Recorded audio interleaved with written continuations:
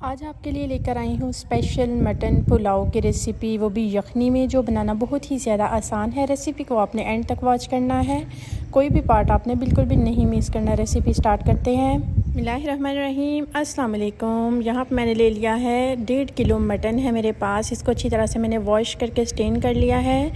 3 अदद medium size के प्याज हैं, 3 अदद टमाटर हैं, थोड़ा सा मैंने लहसुन ले लिया है, 1 अदद मेरे पास है मोटी इलायची, 2 से 3 अदद तेज़पात हैं, 3 से 4 अदद मेरे पास लौंग हैं। सारी चीज़ों को अब हमने एक साइड पे कर लेना है। 1 कप कुकिंग ऑयल ले लेना है। इसमें मैंने मोटी इलायची, तेज़पात और साथ में दालचीनी और लौंग डाल देने हैं। और गोश्त को मैंने इसमें डाल देने के बाद 10 मिनट तक फ्राई करना है, ताकि ये अच्छा सा एक स्मेल सी इसकी दूर हो जाए। 1 टीस्पून इसमें नमक का जाएगा।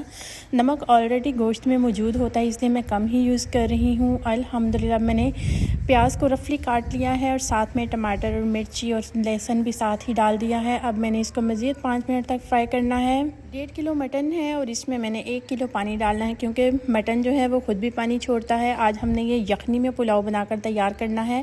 इतना लजीज ये पुलाव बनकर तैयार हो जाता है अल्हम्दुलिल्लाह।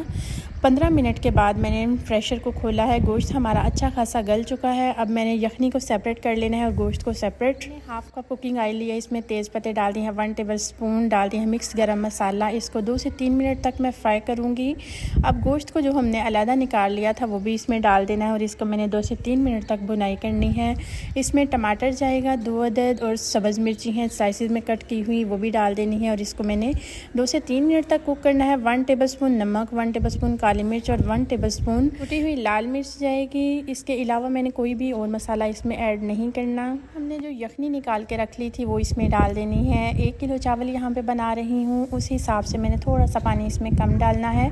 ये यखनी में इतना मज़े का पुलाव बनकर तैयार हो जाता है। हाफ़ प्याली धनिया पुदीने हैं, जिसको मैंने अच्छी तरह से काट के वॉश कर लिया है, वो भी इसमें डाल देने हैं। अब धुले हुए चावल जो हमने भिगो के रख लिए थे वो भी इसमें डाल देने हैं। दोनों को हमने साइड से बस एक दफ़ा चम्मच चलाना है और हमने दम पे लगा देने हैं। अल्हम्दुलिल्लाह हल्के हाथों से चम्मच चलाना है, बार बार आपने बिल्कुल भी नहीं चम्मच चलाना, क्योंकि आपके चावल टूट सकते हैं। टोटल 10 मिनट के बाद मटन पुलाव बनकर बिल्कुल तैयार हो चुका है। अब ना ही कोई मेहनत करनी पड़ेगी, ना ही कोई झंझट।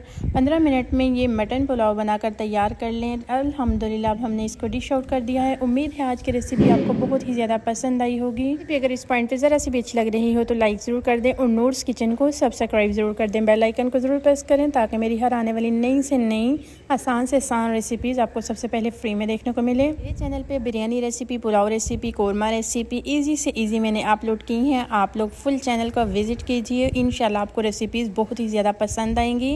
अल्हम्दुलिल्लाह मटन देखें हमारा कितना अच्छा सा गल चुका है। अगर रेसिपी अच्छी लगे लाइक करो, शेयर करो। आप लोग मेरी वीडियोज़ देखते हो, आप लोगों का बेहद शुक्रिया। ओके जी, अल्लाह हाफिज़, दुआ में याद रखिएगा।